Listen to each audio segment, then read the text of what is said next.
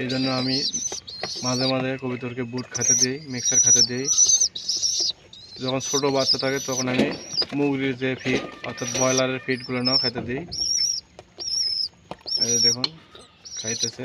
যত বড় বুটি হোক না কেন বাচ্চারা খেতে পারে, যদি ছোট থেকে সেই বাচ্চাগুলো অভ্যেস হয়ে যায়।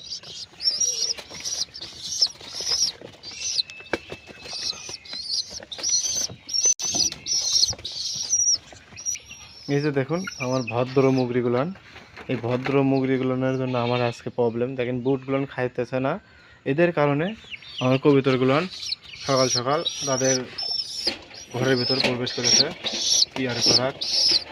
এখন বুটগুলো আমার হাতে খুঁটে খুঁটে তাদের খাবারের পটের ভিতর দিতে হবে। এই পটের ভিতর না দিলে খাবারগুলো আমার নষ্ট হয়ে যাবে ওখানে থেকে।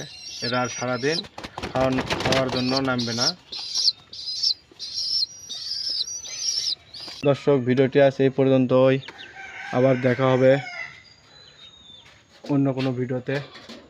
ততদিন সবাই ভালো থাকবেন, সুস্থ থাকবেন। আসসালামু আলাইকুম।